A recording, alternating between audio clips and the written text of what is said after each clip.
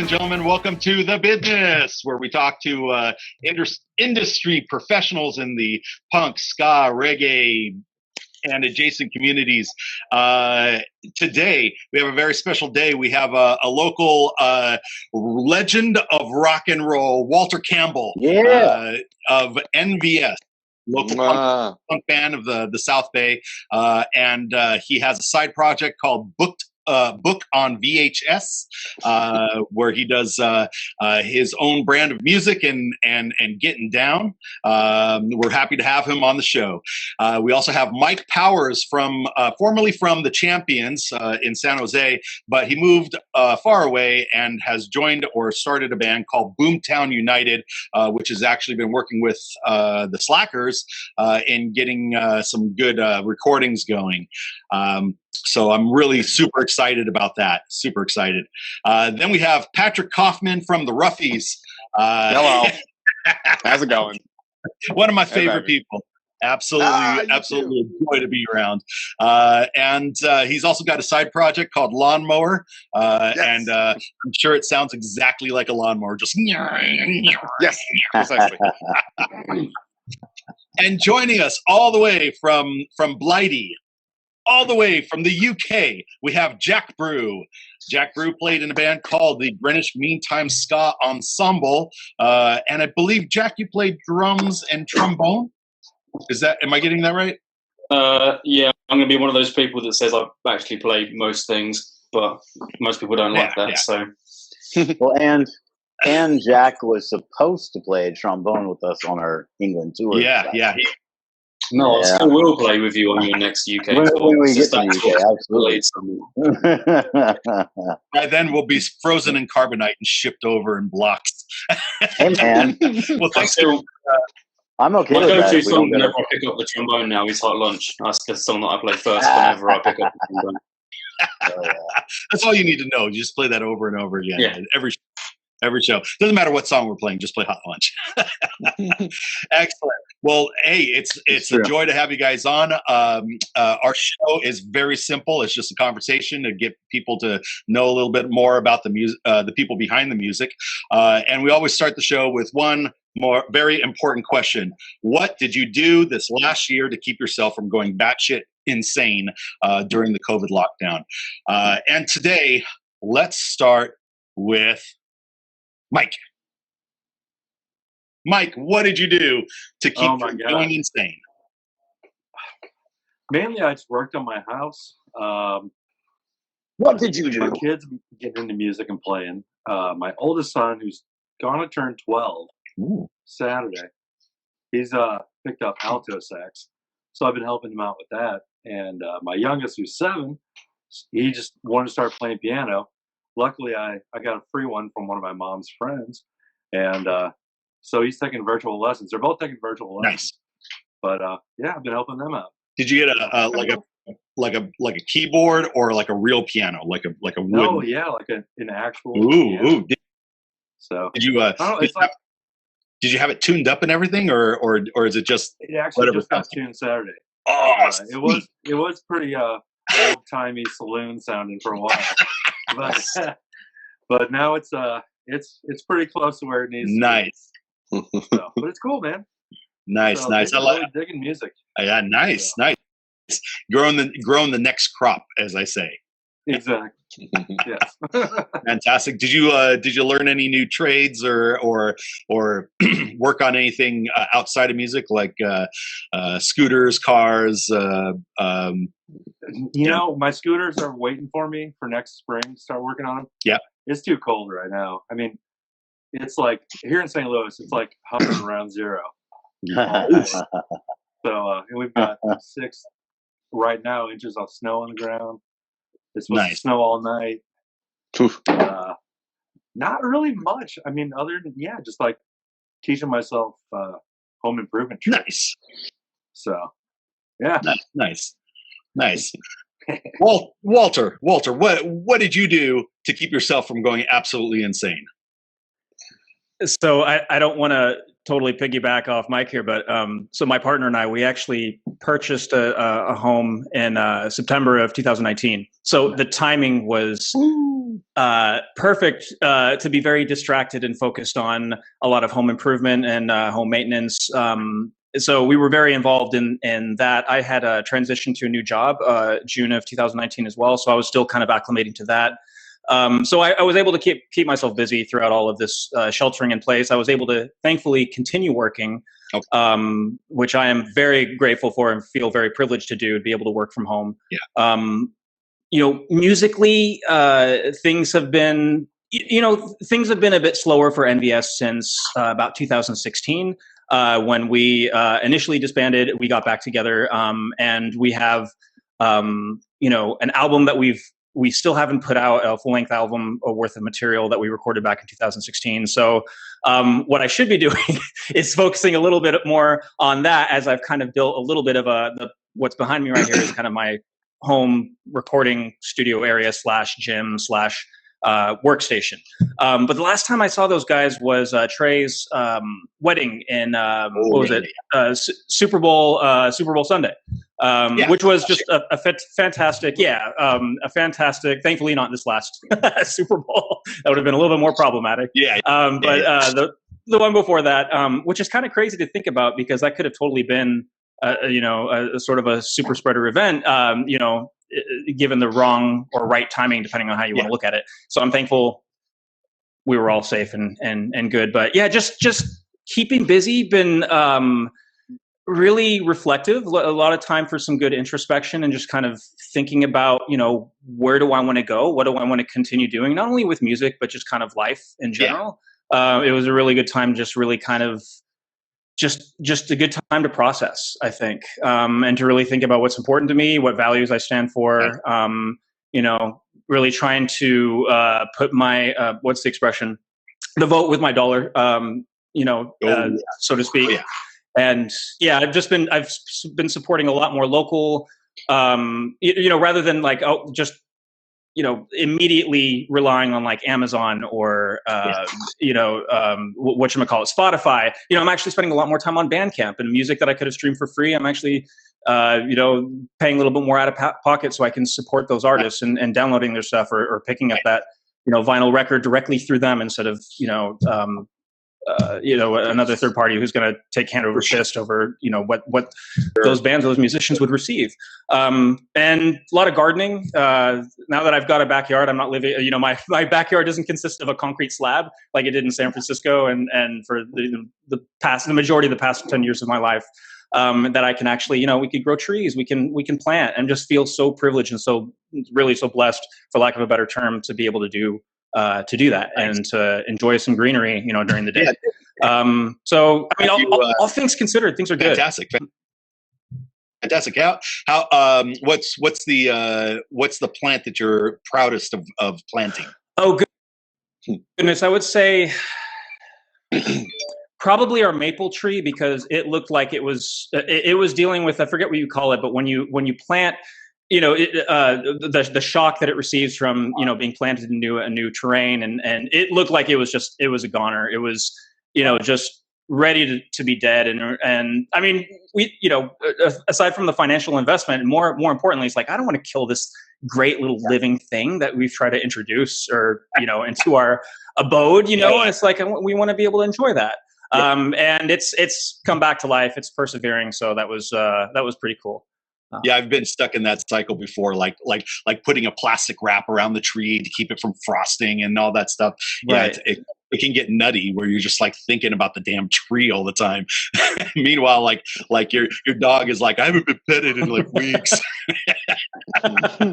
Oh my goodness, though, pets, animals at this point are like, oh God, we're spoiling the crap out of our cats right now. We're just doing everything we can for them. We don't have kids, so that's our children. I don't plan on having kids anytime in the near future. I mean, never know what's going to happen, but cats, pets, a dog would be a great thing in the long run, but just so thankful to have little furry critters in our lives, and they bring so much support and love.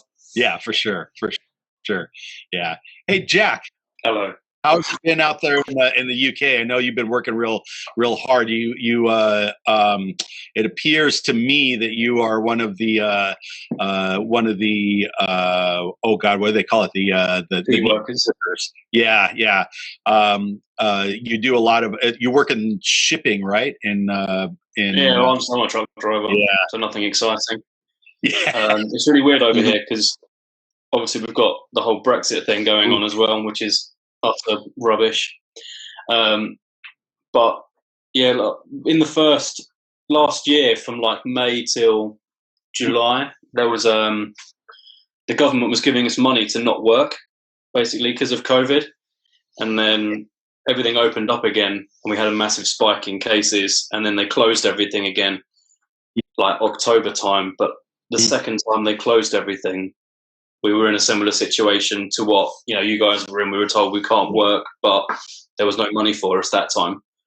So the first time it was just key workers that were working, and then this time it's just everyone is working because they have to.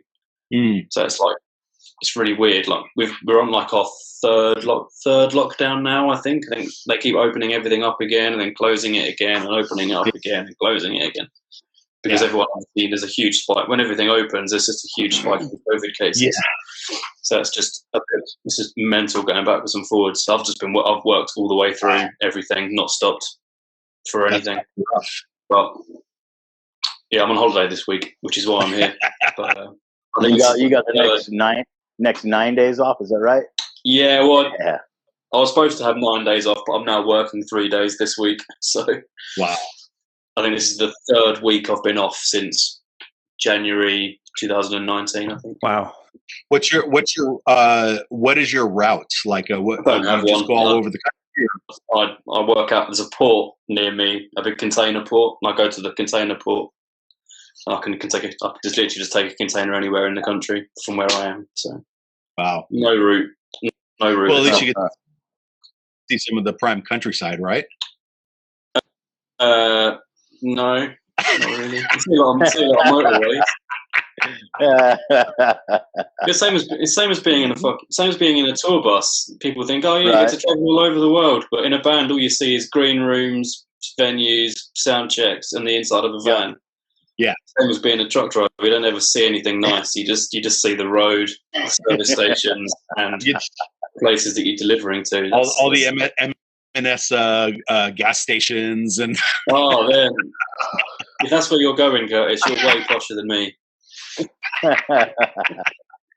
M&S is expensive. M&S is like the whole. It's like Whole Foods.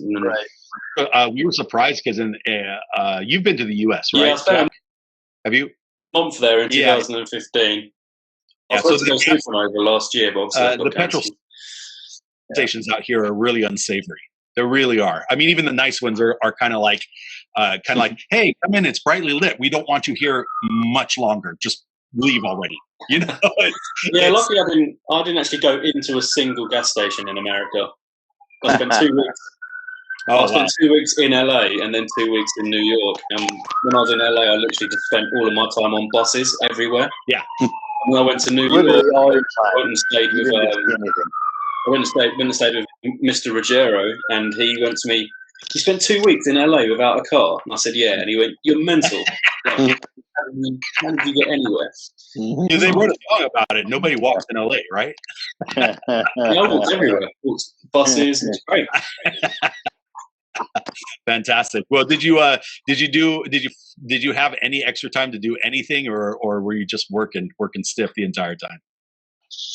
What, in England or in America? Yeah, no, I'm just in this last year, like, because with or without work, you still have hours just sitting and looking at the same four walls, and so some people. I talk to people about this all the time at work because I really don't understand other truck drivers. They're a breed of people that I just don't understand. Like sometimes I'll go to a job and they'll say, "Right, it's going to take 6 hours to unload your truck. You just got to sit there and wait." Yeah. So in my truck, I have I have a keyboard, I have an acoustic guitar, I have my ukulele, I have a practice pad to practice rudiments on. Wow. And in that time, I'm literally getting paid to do whatever I can find to do in that truck. So I get paid to practice my music. Yeah. Which is amazing. And you Get paid to play music. Truck drivers, and then they say, "Oh, there's never anything to do, so I'll just read the newspaper." And it's like, but you're getting paid. You can do something really productive with that time. Like, At least I've been learn working a on lot. some fan fiction, and it's just like I'm getting paid to do it if I do it in that time. So why would you not do it? So that's great. I love that. There's a place up north where it's very regularly 9 hours. Whew. Oh, sorry. Sorry. It's very, generally speaking, it's like 9 hours to get unloaded, and I think last time I went there, like the new Star Wars film had just come out, so I went and saw the new Star Wars film while I was getting paid. So. Oh, that is awesome. That is, I'm thinking about quitting my job and becoming a trucker now. Full trucker effect, y'all. Hey, Patrick. Hello. Patrick. Hello. I know that in this last year you got hired at the mythical empire known as the Starving Musician, the land where all joy blooms forth. But otherwise than that, there's still been a lot of downtime. What have you done with your time this last year to keep from going insane? Alcohol, cigarettes, pornography, cereal. Wait, donuts, cigarettes, alcohol. Oh, no. It's not no. one at a time. It's all of them together. Yeah, exactly. And cereal. And cereal's the really important one. Yeah. Are we talking grape nuts, or are we talking like playing a ton of music?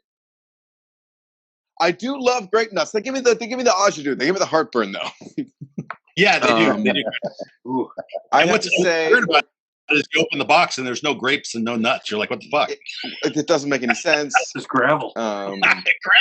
Box gravel. I like corn That's pops. what is this? Those are good. corn nuts? But yeah, but mostly eating nuts and playing. You know what? Precisely. Before I was playing a ton of music and like doing a bunch of covers and shit and putting it on that there internet before I was doing Starving. I haven't done it recently because work is hard. But well, what's that? There's a specific Facebook page that you guys were doing it. Halfassed Covers. I wasn't posting it on that one. Oh, okay. I was just posting it on whatever bullshit I could find. Okay. Yeah, mostly just my own, but I do enjoy the Facebook page Halfassed Covers and Halfassed Originals. Both are good. But that was delightful, and then similarly to Walter. Hi, Walter. So good to see you. Hey, Patty. So good to see you. I love your face. Jewel hug. Oh, Gabe of Monkey fame gave me a faraway COVID hug today at Starving, where I have to go back to actually after this. But he gave me a virtual hug because a dude came in and he's like, like anything, his mask is slipping down, and I'm like, yeah, you got to cover your nose, and he just takes it off and says goodbye and turns around and storms out and then turns back and goes, I bet your music sucks, and then kept walking out, and then just started having a time and being disturbed, and the poor man. But he just starts yelling and and I'm this person. My album's on this. Then he gives himself a promotional shout. He says, "I'm this person. My album's on this. I'm gonna come and buy the whole store. You're all like, fuck you, all of you." It was like he had a time. Sounds like it. But he told me my music sucked, and that really upset me. And so Dave gave me a virtual hug. I could tell Walter, I also appreciate. So Walter, I also appreciate your virtual hug. I could use them today. I don't know how he knew my music. I'm glad. Did you say he was? It was. He was sharing his music too. he was sharing his own music as well. He was advertising his own stuff. After he fucking was like stormed out and pissed off, he was like, "I'm this person. I'm this." I think he even said like where to find his music. It's ridiculous. Did you check it out? Sorry, I was too in shock. I would have I fucking hate you. I would have check out my Bandcamp. Yeah, exactly. I'm pretty sure he gave his Bandcamp for like. Let's play together. Knows, but I would have gone straight to his page and said, "Next time you come to my store, wear a fucking mask, right? Oh, and here's my link." See, that's why they pay you the big bucks. Those big sweet Starbucks. The sweet big ska bucks. Why don't we start paying people in ska dollars falling from the sky? Wouldn't that funny? Wouldn't it be awesome if like you hit the ska mark, like you were working on ska for years, and then suddenly like the rhythm was right, you put out the single, and just dollars fell from the sky. Just dollars. It would be dollars, about 100 of them. Yeah, right. $1. 10 of which you get to keep because you have 10 band members. 10. We get 5 each. We get 5 each. The rest goes into the gas tank. Yeah, so it cost you $120 to get there. Right. Worth it. Thanks, guys. I hope you made all the money today on your packed bar. What they say, the description of a musician is loading a $500 piece of gear into a car that costs $200 to drive on $30 of gas to get paid $5.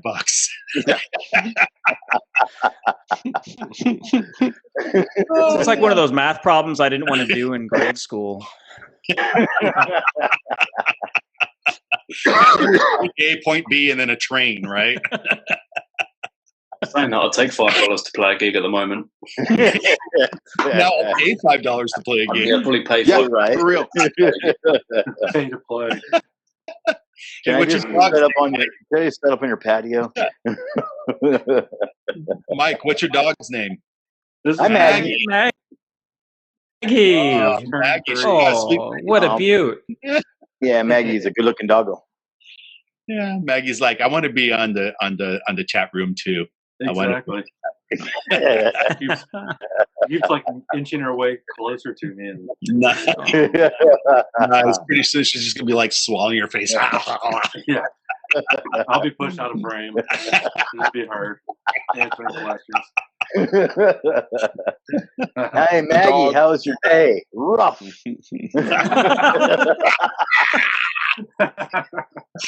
Hey Maggie, who's your favorite baseball player? Roof.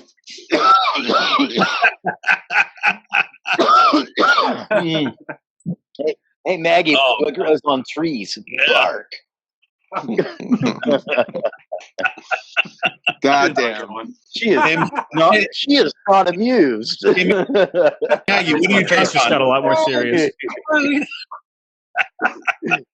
She'll sit there and watch TV and bark at people. Surprised she's not barking or whining right now. She's got a similar face to my dog in that when she's confused, she gives that look like. Yeah, exactly. Like how the bottom crinkle a little bit. Hey, how's your dog's like back, like legs, whatever the hell happened? Oh, okay.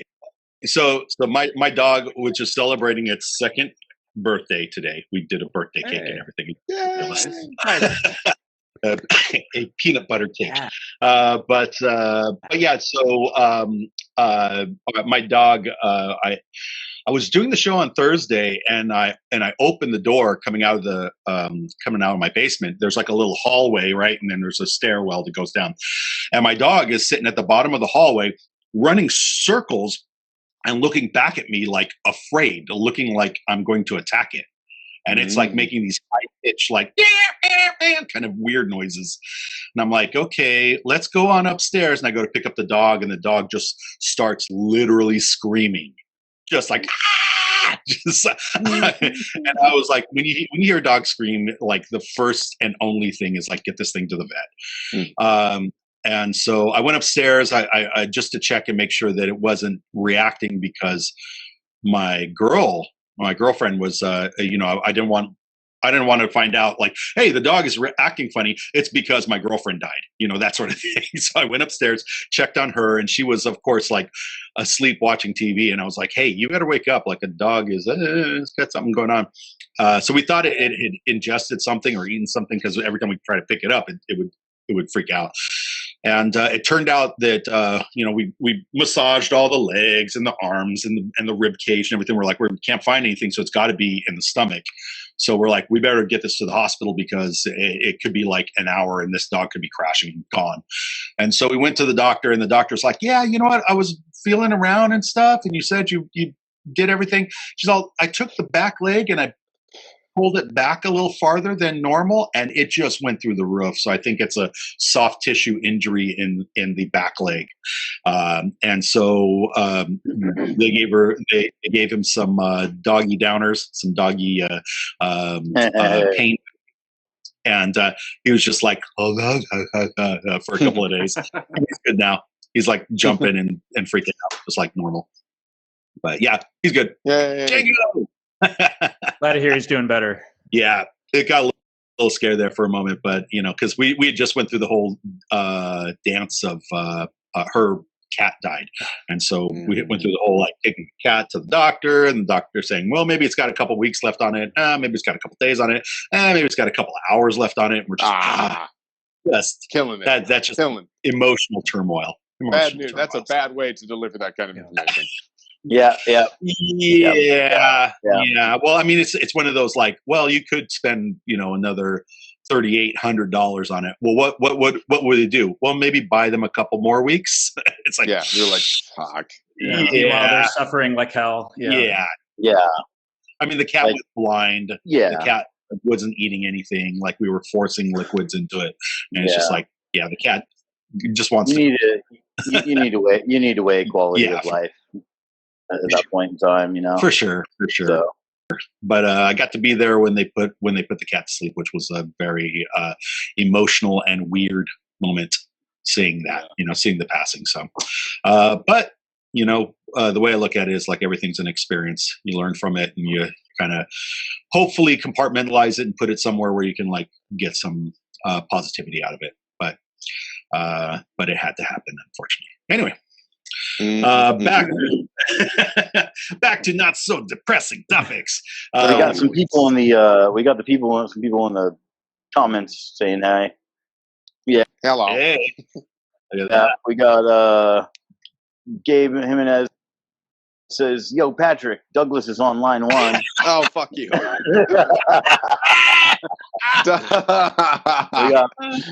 Douglas is the old drunk man who calls and asks about fucking drums every day.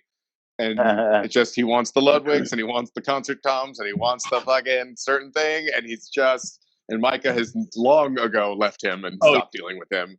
And I can't help it. Every once in a while, I'm like, all right, I'll take a look and see. We do have something you need. And then he comes in, he buys it, or he doesn't.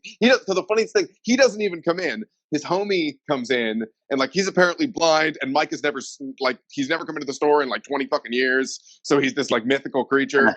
Fucking Douglas. But he still calls all the time. He's ridiculous. But nice. But now he's my So do you know for sure that he exists? If he's never come into the store, right? Could it just be? Micah said that he like saw him somewhere, or that like he happened to be in the vicinity, and somebody pointed him out. It was like, oh yeah, that's fucking Douglas. It's like, what? That's Douglas? But he didn't know he was blind. Douglas told me he was blind. I was like, oh, cool. And then I ended up telling Micah. But no, it could be like this dude Len pulling in a fucking Andy Kaufman. He does come in with like, I mean, the mask, but he comes in with the fucking beard and the hair and the sunglasses and the hat. Oh my God. Douglas has been coming in the whole time. Douglas it's just is Andy his Kaufman. homie. Yeah. Yep. At least you didn't work there during the times of the Dream. We had the guy was I can't remember his actual name, but we called him the Dream because he was this really old guy that just he listened to conspiracy theory radio. And that's all he wanted to talk about is he'd walk in the store.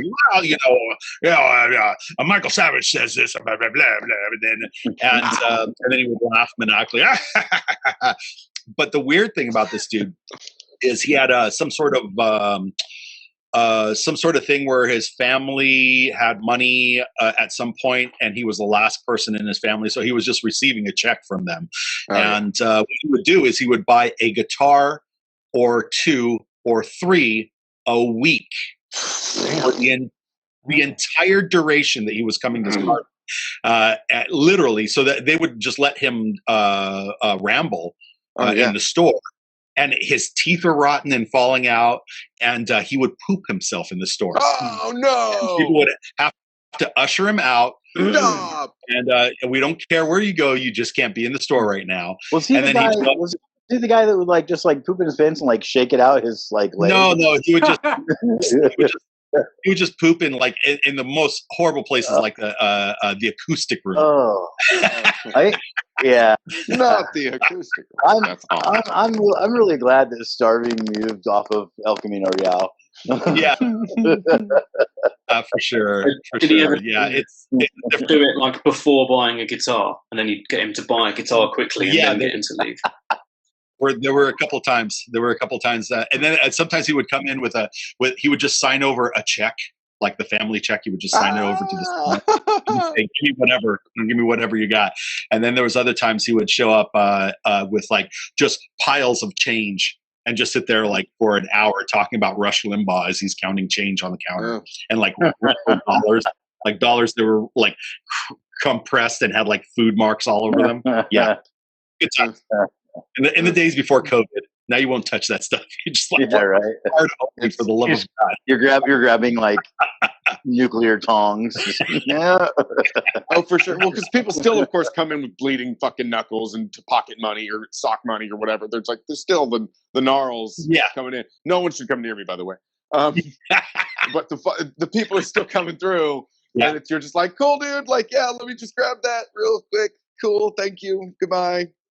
But it's funny you mentioned the guys coming in with wanting to talk about Michael Savage and shit, because like now they just have the opening every time. You're just like, cool, could you pull your mask up? They're like, I know, my muzzle, right? You're like, right, cool, dude. Cool, man. Get whatever you gotta go and go away. Yeah. I hate the fact that all of society has to deal with these morons that think that it's a conspiracy of the government to keep you down by asking you to wear a mask so you don't get a disease that kills you and your family members. That's ridiculous. That's ridiculous. If they want to keep you down, like I'd understand if like there was a stormtrooper at everybody's front door and said, "Don't come out of the house for the next year." That's a different situation. But asking the CDC asking you not to spread a disease is not authoritarianism. It's what you pay for. Yeah, you pay for a division of the government to give you knowledge. Yeah, if the stoplight is authoritarian, then neither is the fucking mask. Like, come on now. Right. The funny Exactly. thing about the conspiracy theorist people is that it's never one conspiracy theory. It's all or nothing with them. It's like, it's the government giving us COVID. Oh, and the Earth is flat. No, neither of those things. It's never like there's never a person that's like, oh, COVID is fake. Oh, but the world is round. It's always the Earth is flat, but COVID is definitely a disease. Well, it's always all or nothing. My favorite. The sky is CGI, flat Earth, and COVID is fake. Yeah. My favorite conspiracy is the birds aren't real. Have you heard that one? Oh. I have. I can't say I've heard that one yet, Brian. That pigeons are like just like animatronic, CCTV. They're video cameras that fly. That comes from some hilarious video of some kid being like, the birds aren't real. They were put in the sky by Ronald Reagan to spy on you. It's hilarious. The birds aren't real. There's enough stupid people out there that they're like, yeah, the birds aren't real, man. Yeah, for sure. Like, dude. Well, I used to be pretty deep into that shit when I was younger. I was like 9/11-y and all that stuff. And I think like a lot of people have to go I was just watching the documentary on Netflix about the Cecil Hotel and Eliza Lam or whatever. Oh yeah, I died, saw that got found in the fucking night. water tower. And they interview all these, internet vigilante asshole douchebags who were like, sort of like, and they're conspiracy minded, and they like, you see kind of them go through this process of like, or at least one of them at least, learning like, oh, you kind of, it's not what you think, it's how you think. And man, I get when you're like, oh my god, it's all, the earth is fucking flat and they're lying to me about everything and it's all a fucking scam and 9/11 was an inside job and the aliens, and then you suddenly go like, wait, do I have the time to become a journalist? No? Okay. Like, then who do I trust? I gotta trust somebody. I can't fucking sit like, am I an internet douchebag? Am I going to sit there, or am I going to go deep enough into it that I'm going to be like, expertise exists for a reason, not to be, I know this isn't the most punk rock fucking thing to say, but it's sort of like, am I going to become a scientist or an engineer and test this shit myself? No, then at some point I got to go, okay, like, these people know more than I do. Yeah, for sure, for sure. I got the same feeling from watching that show. I watched that same program, and the fact that the coroner would say, "Oh, and then this happened, and it was probably this and that," and then they go, "Oh, see, they're fucking lying," and it's like, wait a minute. This is a coroner. This is someone that isn't paid to lie. B, has spent their entire life studying a science that's really icky. And C, when have you seen the body? Like, if you're making this broad statement, dude's lying, like, go in there and touch the body yourself. Yeah, the difference in tone of the people who actually have to deal with it, who are just like, here is what it means to be a detective or a professional coroner or what's the forensic psychologist or that kind of thing. And then like cutting to the conspiracy people who are just like, but what if it could have been this? And it's like, I got a book to sell, or I got a fucking blog to sell. Oh God, there are a couple of them I wanted to kick in the goddamn face. Where you're just like, this person had to deal with this poor dead woman's fucking body and test her for fucking sexual assault, and you're gonna come after him and tell him he's a liar? Like, suck my taint.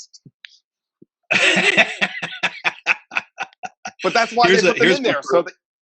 Yeah, for sure. Hey, Jack, here's one that I give to a lot is and you'll understand because it has something to do with the UK. So when people, people that are like, what are the where the plane, the jet goes off and into the street. Chemtrails. So everyone says, oh, the chemtrails. And I had this friend of mine that's like, the chemtrails are really bad today. I'm coughing and my eyes are burning. And I'm like, the chemtrails aren't the problems that you think they are. And she's like, no, I can see them in the fucking sky and my eyes are burning. And I feel like, and I'm like, yeah, you've got allergies. No, it's the chemtrails. And this is literally what I said to her.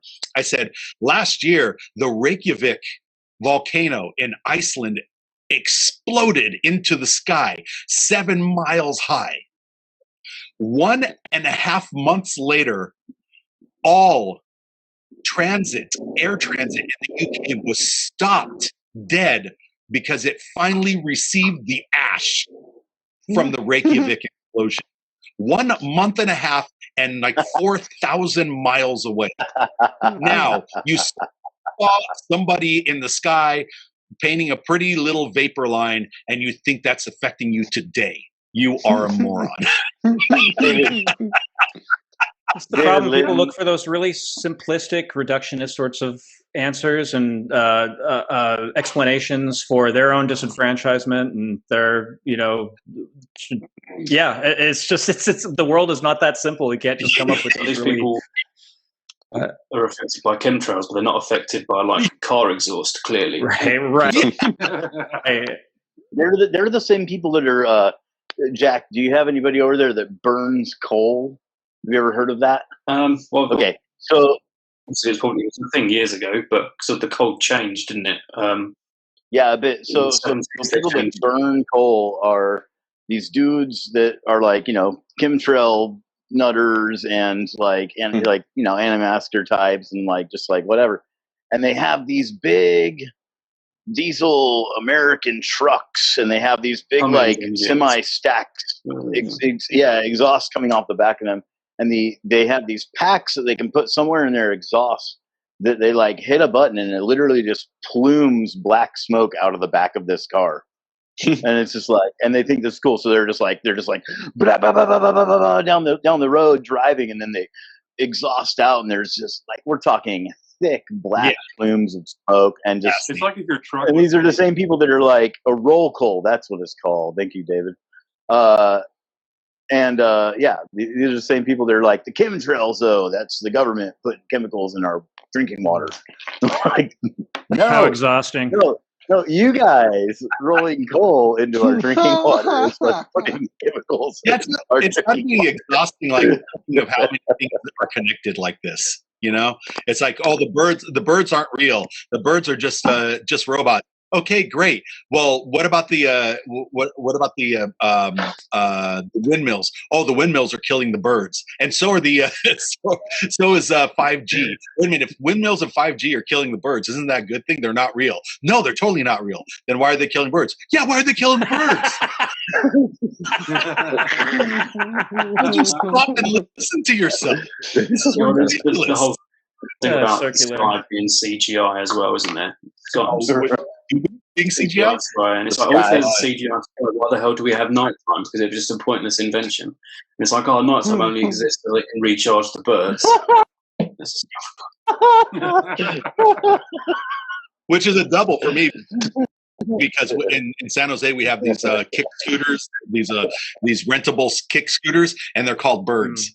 So our guys at nighttime at about 7 o'clock, you see these trucks driving around trying to pick up all the birds to recharge them. Hey, looks like John Roy just visited us. We got John Roy, David Litton saying some good stuff. Jess McCauley says, happy birthday, Django. We got Mary Charles that says, hi, friends, and I so love these live sessions. Planning my West Coast trip to see y'all in real life. Sweet.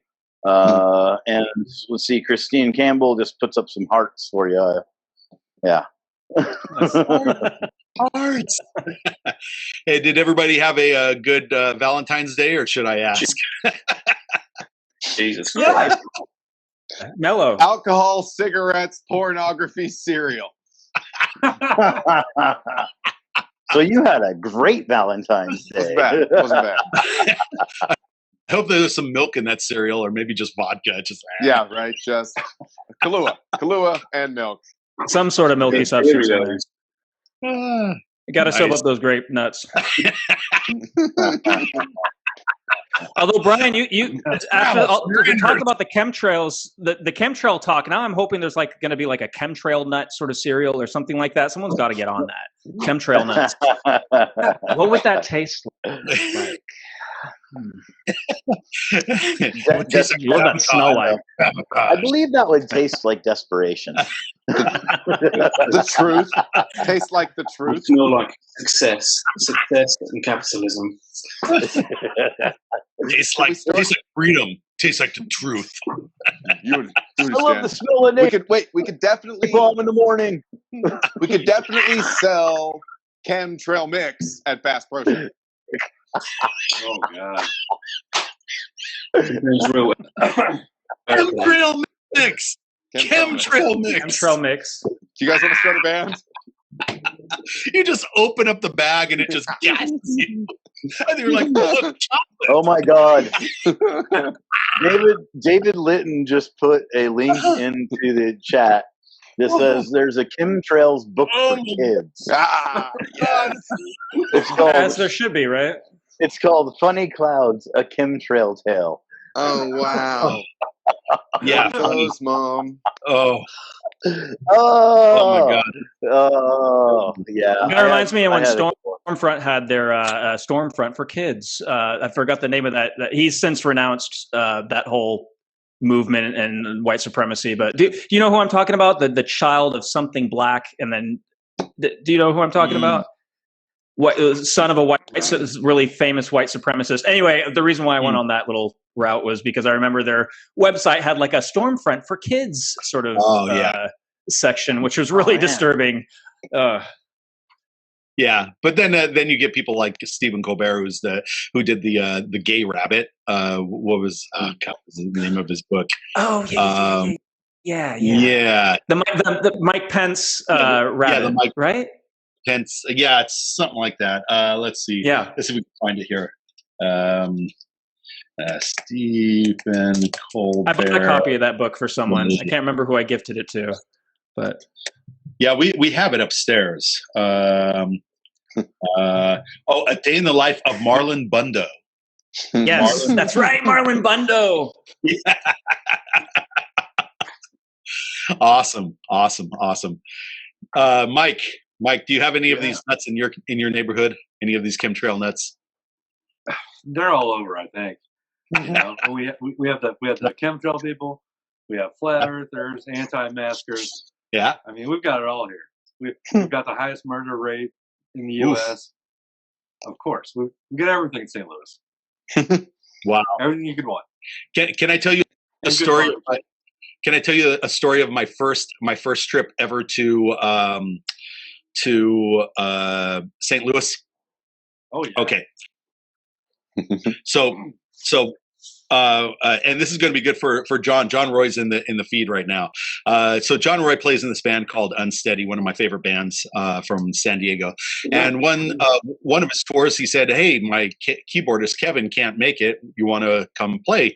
And I said, "Well, I'm not a great keyboardist, but I'll try my best." So I went on tour with them, and we toured all the way up to St. Louis and back. And so St. Louis was like the apex of the tour. This is where we're going to meet at the top of the mountain. We conquered this, and then we're going to go back to San Diego. So we went all the way to St. Louis, and we're like, we have to go. First thing we did was we went to Steaks and Shakes, and it was miserable, horrible. And then we said we gotta go to the fucking Arch. Where is it? And we're like, well, just look for it. And we just looked, and we saw it. And we drove at it. This was before GPS, right? And so we drove all the way up to the Arch, and they were working on the road, so there was nowhere to park. So we wanted to get out and touch the Arch, and there was nowhere to park. And we're like, fuck it. There's no traffic right now. It was like 4 p.m. on a Wednesday, right? Something like that. So we stopped literally in the middle of the road. We didn't even pull over to the side. We opened up the door, and everyone's like, dude, we haven't peed in hours. And so we ran down all the way down to the muddy shores of the Mississippi, and all 7 guys whipped it out, and we urinated into the Mississippi, and we felt that is the most beautiful thing I've ever heard you mention, Monkey, in that regard. But all 7 of us just whipped it out. I'm just picturing that moment. It was of not having relieved yourself for so long. Golden arches. It was a giant line of golden arches replicating the giant arch. Such a golden opportunity. Yeah, that's. So St. Louis will always live in my mind in that moment. Huh. Was that around the time? How long ago was that? Oh, geez, that was a long time. That's probably like I don't know. John probably has the exact date, but I think it's around 99, 2000. You probably still had the McDonald's Barge out there somewhere. I don't remember a McDonald's Barge, but I remember. But yeah, they used to have a McDonald's boat that you could. I think it's in Canada now, isn't it? The barge. It's called the Muck Barge. It's quite famous. I quite often look at these like abandoned places clips on YouTube and stuff, and it always comes up. Awesome. I think it got moved somewhere. Yeah, I think it's in Canada. I've got a feeling it's in BC. It's in Vancouver. Vancouver. Great. Wow. And then where's the various hands over the years? It's been bought by loads of people that were going to turn it into like a bar and a restaurant and this, that, and the other, but it's never worked out. I think it's been empty for like 30 odd years or something now. It still floats. It definitely looks like it's been empty for 30 or 40 years. Yes. That's fantastic. It's kind of like the Wienermobile, right? Where's the Wienermobile right now? I'm pretty sure. I think it was made for I think that was made for like the Olympics or something, the Winter Olympics somewhere. The McBarge. Yeah. It was built for something. It was built for like something special, and then it just didn't get used again. We got to get the guys from Letterkenny onto the McBarge. That would be great. That would be great. I don't know who's. I see a couple of faces of like, what is he talking about? Yeah, are you guys all hip to Letterkenny? I know the show, but I don't know necessarily why they should be on the barge. Because Sure, I finally got Hulu, but I haven't checked it out yet. Oh, you gotta watch it. You'll love it. Yeah, you'll love it. If you can make it back, the first episode was a little weird for me because it's kind of showing violence as a good thing, and I don't mean violence like sticking somebody with a knife. I mean like getting in someone's face and pop, and then like wiping your hands and going like, that's how it gets done. And at first I was like, I don't know about the show. And then I saw the second and third episode and I was like, this show is absolute gold. So it's pretty amazing.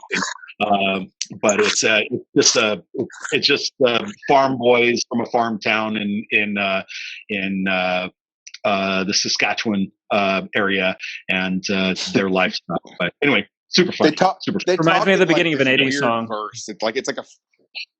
It's a farce pretty much. So like there's this like the way like it's really quick and you kind of have to pay very much attention to like the slang that they use and the insults that are going back and forth. It's fucking rad.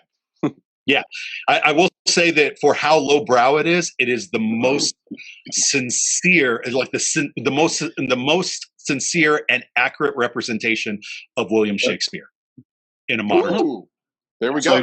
Yes, absolutely. None of that really explains why you think they should be on the barge. Yes, thank you. Bringing it back. See, I just want to see. You've been pushing them out to stay on the barge. Is that the point? In Toronto or something, I was like, okay, let's get the Canadians on there and shoot a show. That's what I want to see. And if it wasn't them, I'd say, hey, let's get the corner gas guys on there. Okay, everybody goes really silent. Corner gas is another show in Canada. Kurt is hip to the Canadian television. Maple television. That's where I'm at. A lot of great Canadians I have to say. All right, just pretending you're in a different country.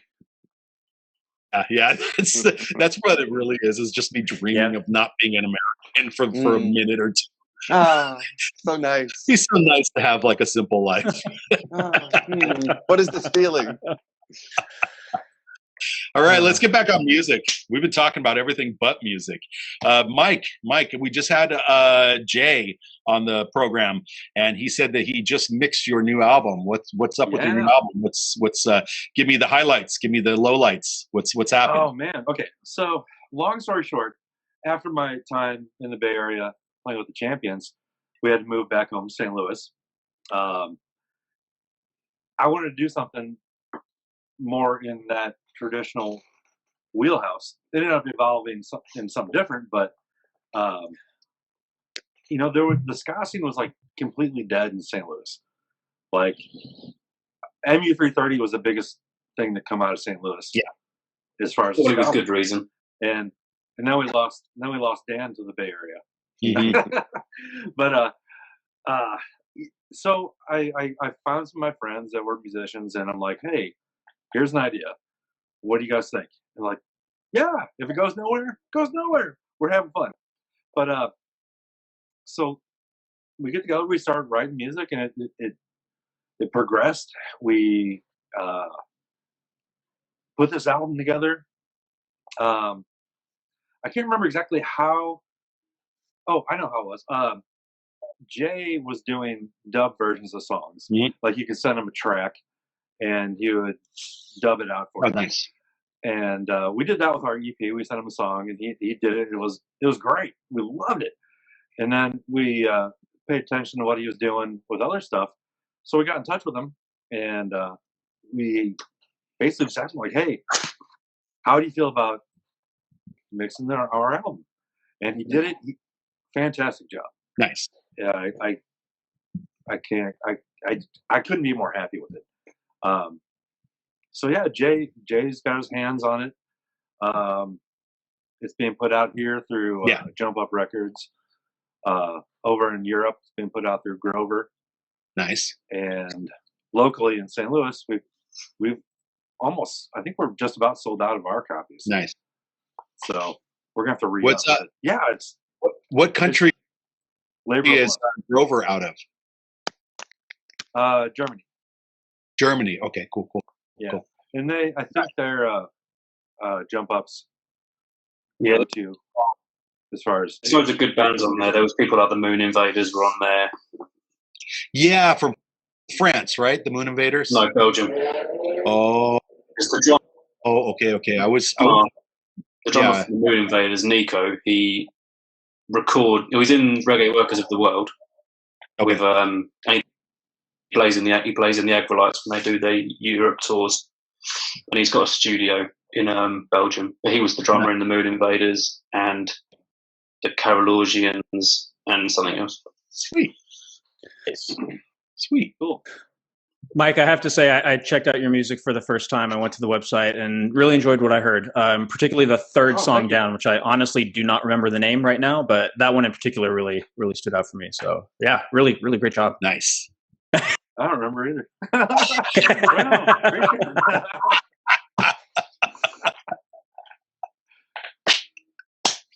That's cool. And it's getting some good notoriety, good reviews, and that's all I could ask for. Sweet, yeah.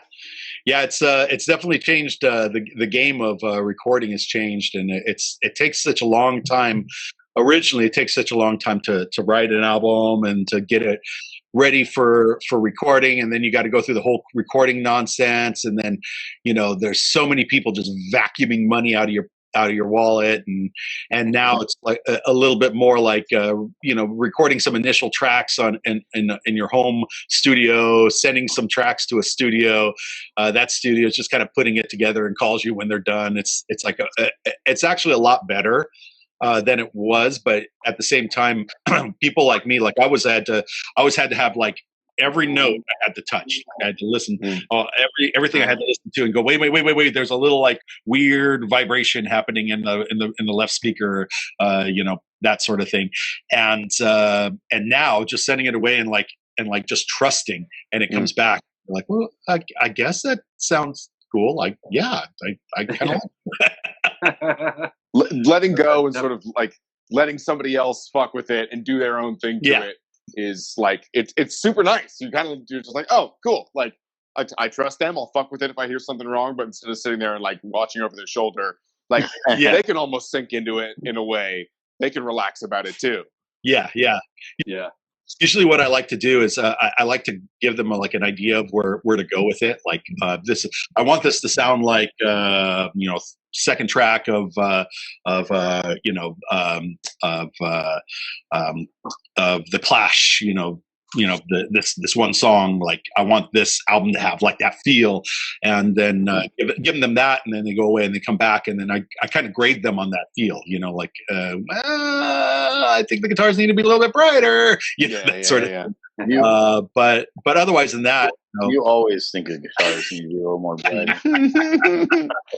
You're like trumpet down, guitar up, voices down, voices down, listen to drums down, get that guitar up a little more. The producer's just like, And it needs to sound like White Light, White Heat by the Velvet Underground. Oh, you can hear or in the background of the vocals are just a muffled conversation in another room. Yeah. Hey, Walter, that track feels so nice. Feels down. So nice. Thank you. Yes, that's right. And it felt so nice. There you go. Really lives up to its name. Yeah. I was thinking, wait, Chuck Mangione? Oh no, that feels so good. It feels so good as well. Awesome. Well, Nice. Felt so good and nice. Good, it's nice. Yeah, right. It's good to hear that there's new ska and reggae coming out, because the world needs some better music. It definitely needs some. Not to say that ska and reggae is the only better music, but it needs music of positivity at this point, because I think that after the last year and a half we've had as a nation, it's just like, fuck, or as a nation, as a world, we could use a little bit of cheering up. We need to get MVS back together. We need Walter like in a dress, Yes. I just need Walter in his chonies. That's all. So originally the plan for this was I was going to shed an article of clothing every single time I spoke, but I don't know. I was entertaining the thought of putting on clothing every single time I said something, until I was just like this ball of I don't know, like jacket, beanie, over my head. Like might as well just have the glasses out here. Little role reversal, guys. For anybody who hasn't seen NVS is they live somewhere between punk and classic Rush, I would say. You get kind of a Rush feel to it. It's kind of a tiny bit. It's like punk prog, just a little tiny bit of prog in there. For sure. And this man in front of you would get nearly naked. So I don't know, maybe completely naked at some shows, and sometimes he would dress in a dress with like makeup on, and just, I mean, by the end of the show, you were assured that everybody in the audience was going to get hugged by a slimy, sweaty, naked at some point in the show, and that was Walter. Thanks twice. And on one real, I think my favorite costume. Birthday, 3 times. I think my favorite costume I've worn. I actually do like wearing things more than not wearing things, but Satan's hairy taco, I think, was my favorite costume that I've ever worn, or it was up there. It was definitely up there. Satan's hairy taco. Can you describe this? It was a taco, a satanic taco. I actually don't remember exactly what we did to make it Satan's hairy taco. But I think it was the whole persona, because I was, coming out on stage. I was like, I'm Satan's hairy taco, or whatever I did. I can't really remember. That's not a good thing to do when you got to go to the bathroom, guys. Just let you know. If this water bottle that's by me just ends up down here, you know what happened. But I've been drinking nothing but coffee and tea all day, just waiting for this moment. It was. I mean, we like to ham it up. Andy Kaufmann was. I think Patty, you mentioned Andy Kaufmann before, and that was a huge influence to sort of what we wanted to bring with NVS.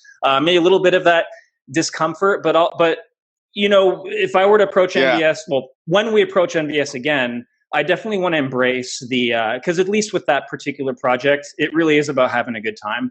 And I think back in the day, maybe there was that sense of, I don't know, when we're all younger, or at least for me, it's just kind of like a sense of maybe, how do I want to say it?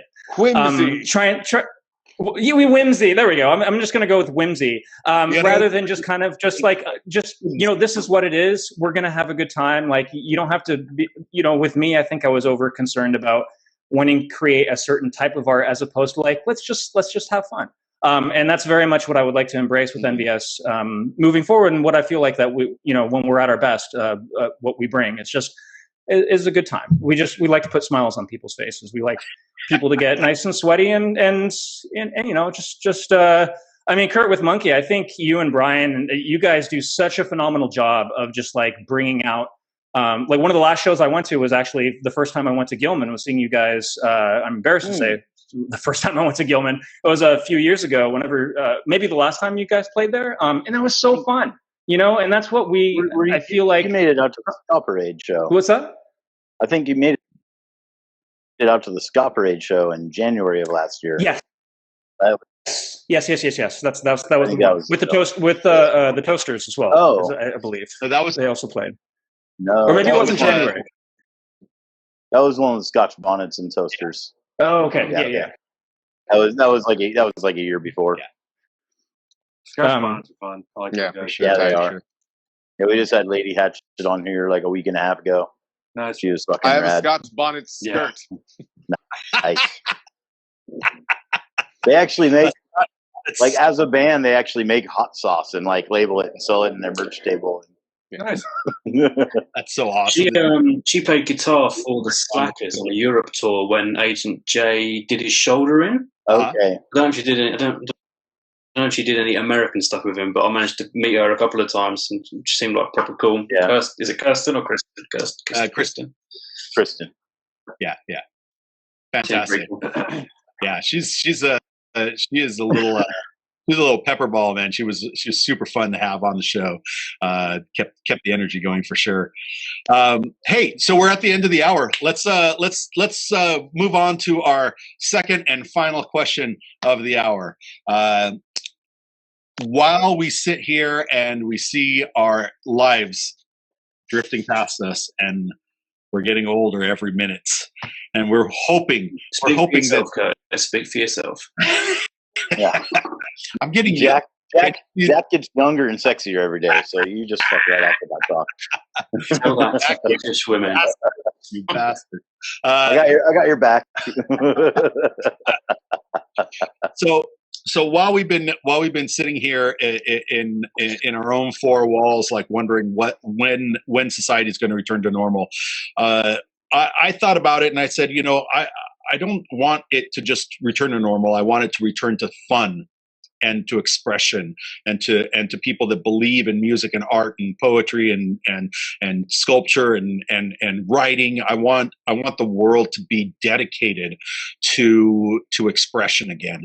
And it's been a long time since it's been in that status. So I want to know if any of you have any ideas that you've thought of during this time while contemplating the four walls that you're in, how you can energize not only yourself but other musicians to participate in a renaissance, a time for art to take the wheel again, and get that ball rolling. So with that being said, I'm going to ask Jack. Jack, what have you thought of while driving these lorries about? What you don't want to know what I think about when I'm driving lorries around. You're not driving lorries? You don't want to know. No, they're trucks. Know what I'm thinking about when I'm driving lorries around. Nothing artistic about it, I'm afraid. But it might save the world. Also, it has something to do with one finger over and over again. Actually, two fingers, right?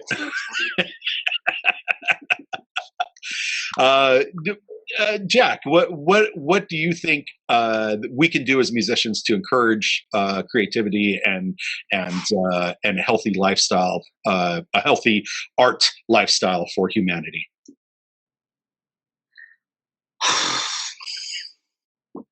Don't know.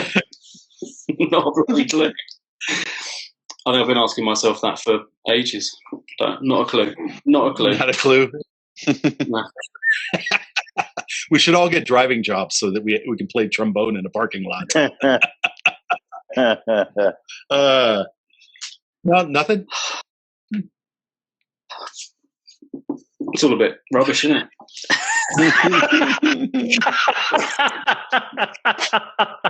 Winning.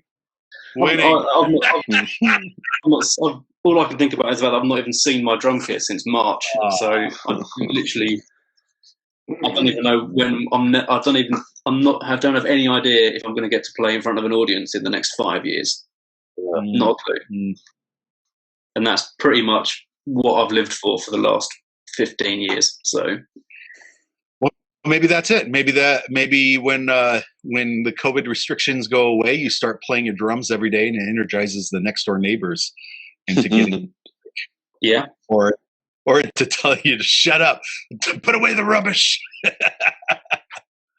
No, I know how you feel, man. It's hard, and that's kind of why show together because we've been talking with friends, and some of those friends are like, yeah, it's coming any day now. Yeah, it's gonna be awesome. We're gonna be touring, and we're like, whoa, slow down. There's not gonna be many places to play when it gets lifted. Like we got to think about it. I don't know what it's like. I was chatting to some friends of mine in the Czech Republic, and they were saying they can still rehearse, they can still go into the studio and record. We can't do any of that in the UK, like none of it. So it's literally like, you know, spaces at a premium in the UK. So, you know, there's not a lot of people that have like rehearsal spaces at their houses. Like, yeah, a couple of the guys in Faintness Idea went to Canada when we were supposed to tour there a couple of years ago, and like stayed around K-Man from K-Man and the 45's house. He's got like a full-on massive rehearsal space in his basement. And it's like no one in the UK has that. So there's just loads of musicians that are just like, there's no gigs, there's no rehearsal spaces, there's no studios, there's no like, it's just like everything is knackered here. It's really, and in Europe there's still lots of these things happening in Europe and stuff like that. But yeah, so it's I'd love to find the positives, but there's really not a lot of positives going around at the moment, which is not really what you want to be portraying to everyone. But it's kind of the truth. It's pretty miserable. There's a certain real talk. Yeah, there's a certain realness to even the darkest of situations, but I do hope it gets better for you and other artists in the UK, because we want to come back and play with you. You've already got your flights paid for, so you might as well use them. Yeah. Our tickets are just sitting there waiting. Yeah, well, that gig you were supposed to play. Yeah. In London, I think it was the New Cross Inn. Yeah. That you cancelled. That was supposed to be my new band's first gig. Oh. I think it got cancelled. Oh, wow. Shitty. A month before it, I think. Yeah, something like that. It was May the 19th it was supposed to be, and I think it got cancelled mid-April, and it was just like, everything was like building up to that point. It was just like, oh yeah, first gig's going to be fantastic. And then it was just like, oh. Yeah. You know, we got so many calls from promoters on that tour asking us if we wanted to put it off till September, and my reply was, no, we're going to be knee deep in civil unrest by then.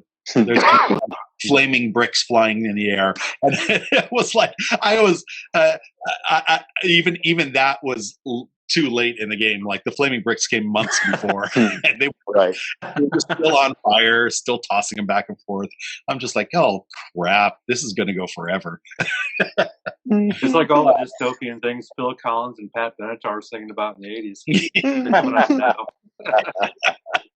Nowhere we can run to anymore. They're always running from something. We can afford to be innocent. For sure. I gotta go. No.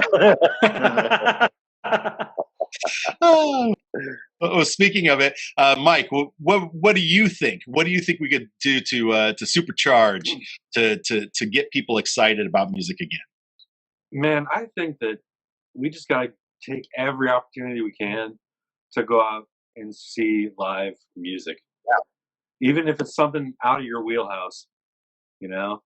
If anything, all you got to do is take away a little piece of it and learn, and maybe add it to your arsenal, a bag of tricks. But get out there, man. Like, show the world that we miss music. That's my for sure. Takeaway from. Nice. Walter, what is your sage advice? Well, so I have a couple thoughts about this. One, I think there are new technologies and improvements in how bands are able to perform and communicate virtually. I mean, just, the technology is always improving. So as we sort of start to segue back into like live music, there are going to be, there are going to be some of us who are still not at that point where we could play live, or there are going to be people who aren't able to see live music. And I just want to encourage us to really, and for a variety of different reasons. It could be social trauma, it could be discomfort, it can be reluctance to be in that setting again, what have you. And I would suggest that we should just embrace sort of these different avenues and opportunities that we might be able to connect with others, whether it's, even if it's not in person, the improvements with virtual performance and sort of platforms that can still allow us to at least have some sort of connection and to be able to share our work with others, I think is so integral. That, and just really on an individual level, and communal level, just embracing a sense of altruism and really just being there for each other. When we see someone has a GoFundMe, is supporting that. When we see someone's released a new album or has a new video that they want to showcase, viewing that or sharing that, and just really being there for one another in a way that I feel like, I can only speak for the Bay Area music community that I've been involved in. I feel it's always been there, and I've always been really impressed with how much I've seen that and how much support and love has gone there. So I feel that, not to discount other music scenes, St. Louis, in UK, what have you. I'm just a little bit more familiar with the Bay Area, but all of us really just coming together and supporting one another, and really just being there for each other. And I just, altruism is the word that keeps coming back to me. This is not a time for selfishness. This is a time to really band together, no pun intended. Yeah, for sure. What do you think there, Mr. Kaufmann? Oh hell, I think it's going to be interesting that there's going to be a ton of people who've been practicing for fucking a year and a half or 2 years or whatever, who are super good. And so that'll be nice. I don't know. I'm kind of looking on things that I think are positive, I guess, more than advice. Yeah. But I think there's going to be a ton of kids who haven't been able to do anything else, and their parents who haven't been able to do anything else are going to come through, and be, I think, more just appreciative of live performance in general. And so I think there are going to be a lot of opportunities available, patrons available, people who are down to fucking throw money at your stupid project if you're just willing to ask. My stupid project, not yours. But and then in the same way, sort of taking the risk of if you can do it, sort of hosting shows in places, or fucking my head's thinking right now the fucking how can I get a venue going? How can I get a venue going? Yeah. Since there's 2 years or a year and a half to figure this shit out, since nothing's and there's just going to be a ton of space because everyone's leaving California like the Dickens. Yeah. And so that part of me wants to do that. And then, it's okay, do I want to do that? Do I want to tour? What do I want to do? But it's okay, what, how can you best sort of contribute to the situation? And then I also think I don't know, I was always bummed that, it was shows were essentially, you're in a bar always. Yeah. You're always in a bar. And to say all ages shows is a bit of a cliche, but finding ways that everyone can fucking come through and be a part of the scene. And it's not just, and it's kind of, Walter, what you were saying, where you have the digital version and then you also have the live stuff, because the people who are going to show up for the live show are going to be more risky than a lot of other people who still want to see the show. And sort of that's something that was interesting to me, was oh man, the 100-person punk rock show is going to be more poppin' than the arena show, or at least it's going to happen sooner because the arena show is more dangerous. Yeah. That's definitely true. There's a lot of truth to that. Yeah. So I don't fucking know. I have no idea, but we got it. It sucks to see venues close. It sucks to see that shit go down. So in the same way, you got to just support that shit when you can. If there's a fundraiser, help them out. Don't be this is my own personal problem, but it's don't, be sincere, be a better activist. Cause I'm a really shitty activist. The fucking follow through and the real shit and actually living it is it's always easy to talk a big game. Yeah. And it's fucking tough to actually really, okay, what am I going to hang out on the couch and drink beer and watch fucking The Witcher, which is tight? Or am I going to fucking get on there and hustle some custies for the fucking GoFundMe? Yeah. For sure. Excellent. Well, great ideas all the way around. We got Mike Powers from Boomtown United. Yay! We got Walter Campbell from NVS. Yay! We've got Jack Brew from Greenwich Meantime ska ensemble. Yay! We got Patrick Kaufmann from the Roughies. Yay! And I can't wait to see most of you guys in the next year because it's going to happen. It's going to happen. We're going to find you. We're going to find you, and we're going to force hug you. And it's going to be really for like Maybe we 3 can get an opportunity to have you be in Mississippi. Well, I'll say, Maybe some chorus of hugs. You're in gonna there. hide. I'll say on the I tell you, subject of hugging real people in the real world, I'm actually getting run. You can't run, no. I'm gonna find you. Thanks, guys, for being part of. Later, team. Thanks, Kurt. Thanks, Brian. Woo! Yay!